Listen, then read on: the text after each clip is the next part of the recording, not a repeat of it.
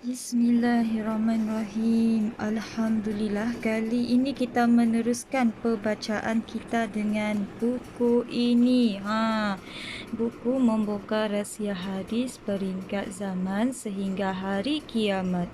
Zaman di manakah kita berada di sekarang? Okey, kita dah sampai muka surat 86 dan ini adalah petanda buku lah admin Cik Z yang selesai membaca.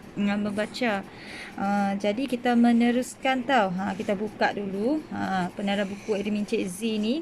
Dan ini adalah item kita jugalah. Siapa yang nak dengan item kita boleh hubungi kita di Instagram, Facebook ataupun tinggalkan komen di YouTube pun boleh. Tiada masalah. Jom kita membacanya. Membuka Rahsia Hadis Peringkat Zaman Sehingga Hari Kiamat. Okey, itu nama bukunya. Okey, 677 Masihi, penawanan Samarkand dan Tirmizi. Serangan ke atas Konstantinopel. Okey, 680 Masihi, kematian Muawiyah. Yazid I menaiki tahta, peristiwa pembunuhan Sayyidina Husain. 685 Masihi, Khalifah Abdul Malik menjadikan bahasa Arab sebagai bahasa rasmi kerajaan.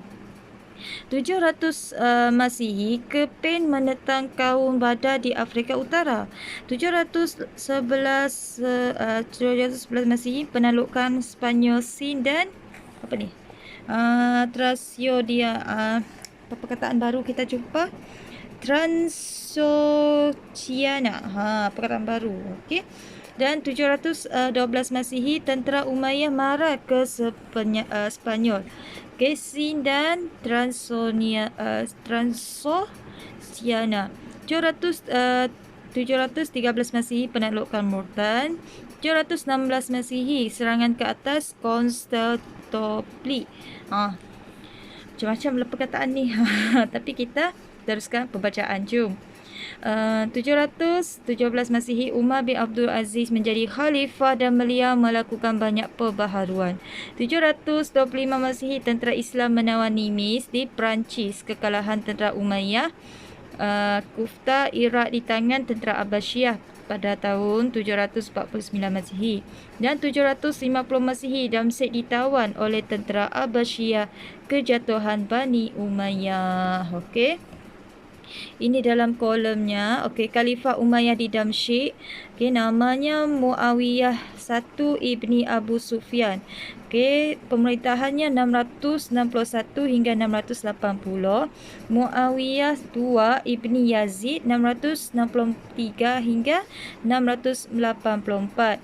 Dan Abdul Al-Malik ibni Marwan 665 hingga 705. Yazid I ibni Muawiyah 660 hingga 683.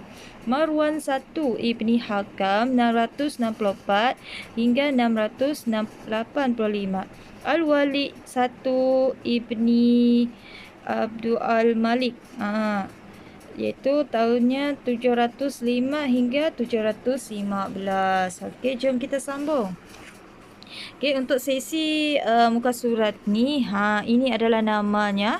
Ada di Khalifah di Cordoba, tapi kita meneruskan pembacaan ke peringkat seterusnya. Sebab dia dalam bentuk kolom kan, dalam bentuk jadual. Okey. Dan berwarna-warni anda boleh nampak dengan jelas. Jom kita cari lagi. Pembacaannya yang ni. Jom kita sambung ke sini. Sahabat Rasulullah SAW dalam Bani Umayyah. Sebahagian daripada sahabat Rasulullah SAW dalam kalangan Bani Umayyah ialah Marwan ibni Al-Hakam, Muawiyah ibni Abu Sufyan, Abu Sufyan ibni Harb. Zaman Daulah Abbasiyah dan perkembangan Islam. Pada zaman Bani Abbasiyah, umat Islam memperoleh kemajuan dan kejayaan yang lebih gemilang. Pada masa ini banyak kejayaan dicapai dalam pelbagai bidang. Peradaban umat Islam menjadi pelopor kepada kemajuan dan zaman keemasannya melampaui negara-negara Eropah yang pada masa masih berada dalam zaman kegelapan.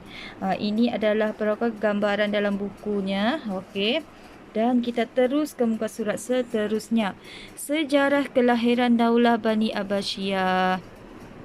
Zaman Bani Abbasiyah adalah zaman keemasan Islam atau sering disebut dengan istilah The Golden Age. Pada masa itu, umat Islam mencapai puncak kegemilangan dalam pelbagai bidang. Ilmu pengetahuan berkembang dalam pelbagai cabang ditambah dengan banyaknya perterjemahan buku-buku dari bahasa asing ke bahasa Arab. Fenomena ini melahirkan cendekiawan besar yang menghasilkan berbagai inovasi baru dalam banyak disiplin ilmu. Bani Abbasiyah dianggap mewarisi empayar Bani Umayyah dalam ketamadunan Islam. Hal ini menyebabkan mereka dapat mencapai kejayaan yang lebih besar kerana asasnya telah pun disediakan oleh Bani Umayyah. Menjelang tumbangnya Bani Umayyah terjadi banyak kekacauan, kekeliruan dan kesalahan yang dibuat oleh sesetengah pembesar negara. Hal itu membawa kepada pelanggaran-pelanggaran terhadap ajaran Islam. Salah satunya ialah perbuatan diskriminasi yang dilakukan oleh Bani Umayyah terhadap kaum Mawali sehingga akhirnya timbul rusuhan dan pemberontakan. Dalam keadaan gawat itulah Bani Abbasiyah mengambil kesempatan menggulingkan kerajaan Bani Umayyah. Okey, kelompok Bani Abbasiyah telah mula melakukan upaya perebutan kekuasaan sejak Khalifah Umar bin Abdul Aziz iaitu 717 hingga 720 Masihi berkuasa.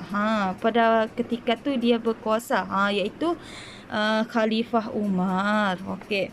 Dan khalifah itu memberikan toleransi kepada kegiatan kelompok tertentu termasuk keluarga Syiah yang akhirnya mengambil kesempatan membentuk Daulah Fatimiyah. Okey, itu rupanya.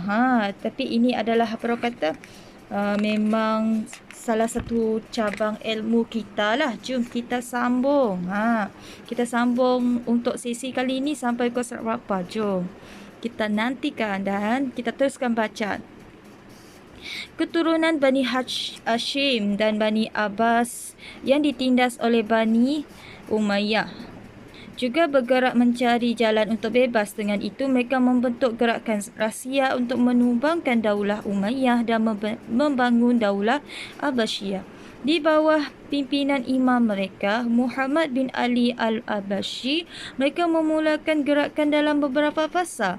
Sewaktu Imam Muhammad masih hidup, gerakan dilakukan secara sangat berahsia. Propaganda dihantar ke seluruh pelosok negara dan ramai yang menjadi pengikut mereka. Setelah Imam Muhammad meninggal dan diganti oleh anaknya Ibrahim, kumpulan ini bergabung dengan seorang pemuda berdarah Parsi yang gagah berani dan cerdas. Namanya ialah Abu Muslim al-Khurasani. Dengan kemasukan Abu Muslim dalam gerakan rahsia Abbasiyah, maka bermula gerakan secara terang-terangan. Ini diikuti dengan pertempuran yang dengan alasan ingin mengembalikan keturunan Sayyidina Ali ke atas singgasana khalifah. Okey, kita dah sampai muka surat 90 rupanya. Memang asyik kita membacanya dan kita dapat ilmu sekali, betul tak? Okey, dan kita sambung. Seorang tokoh bernama Abu Abbas yang berada dalam gerakan tersebut berhasil menarik sokongan kaum Syiah. Abu Abbas kemudian mula melakukan pembunuhan sehingga tumbang semua keluarga khalifah yang pada waktu itu dipegang oleh Khalifah Marwan II bin Muhammad. Okey, ini adalah gambarannya bangunan peninggalan kerajaan Bani Abbasiyah. Demikian dahsyatnya pembunuhan itu sehingga Abu Abbas menggelarkan dirinya sendiri sebagai As-Safah yang bermaksud sang pengalir darah. Pada bulan Zulhijrah 132 Hijrah bersamaan 750 Masihi, dengan terbunuhnya Khalifah Marwan II di Mersin, maka rasmilah berdiri Daulah Abbasiyah. Abbasiyah itu diambil dari nama Abu Abbas. Dalam peristiwa tersebut, salah seorang pewaris Khalifah Umayyah iaitu Abdul Ar-Rahman yang baru berumur 20 tahun berhasil melarikan diri ke Spanyol.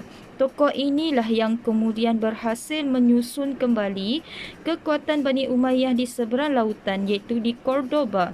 Di sana mereka berjaya mengembalikan kejayaan kekhalifahan Umayyah dengan kekhalifahan Andalusia. Abdul Ar-Rahman mengisytiharkan dirinya dan kerajaannya bebas daripada naungan kerajaan pusat iaitu Bani Umayyah yang telah pun tumbang. Pada mulanya kekhalifahan Daulah Bani Abbasiyah menggunakan Kufah sebagai pusat pemerintahan dengan Abu Abbas As-Saffah 750 hingga 754 Masihi sebagai khalifah pertama. Kemudian khalifah penggantinya iaitu jom kita sambung. Tapi sesi rakaman ni mungkin agak singkat lah sebab bateri phone kita pun dah hampir kata tenat ni. Tapi kita habiskanlah bateri phone ni untuk kita membaca. Jom. Abu Ja'far Al-Mansur 754 hingga 775 Masihi memindahkan pusat pemerintahan ke Baghdad. Di kota Baghdad ini, kerajaan Abbasiyah menjadi sebuah empayar besar yang menguasai dunia lebih dari 5 abad lamanya. Dalam beberapa hal, Daulah Abbasiyah memiliki beberapa persamaan dan perbezaan dengan daulah terdahulu, iaitu Daulah Umayyah. Sama seperti yang terjadi pada masa Daulah Umayyah, para bangsawan Abbasiyah juga cenderung hidup secara bermewah-mewah dan bergelumang dengan harta. Mereka gemar memelihara hamba dan mempunyai ramai isteri. Kehidupan mereka cenderung pada duniawi dan kurang berusaha mengembangkan nilai-nilai Islam dalam dasar kerajaan. Namun tidak dapat disangkal, sebahagian khalifah memiliki minat seni yang tinggi serta taat beragama. Keadaan yang bercampur baur inilah yang disebut oleh Rasulullah SAW sebagai kerajaan yang menggigit. Kerajaan ni lah. Zaman inilah. Okey, dan pada zaman tersebut, umat Islam masih memiliki para pemimpin yang diberi gelaran khalifah.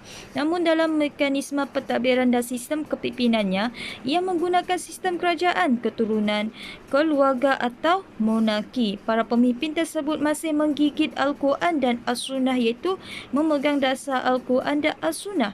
Atas sebab itulah Nabi SAW menggelarkan mereka sebagai para mulkan alternan atau raja-raja yang menggigit. Sebab apa dia dipanggil menggigit tadi?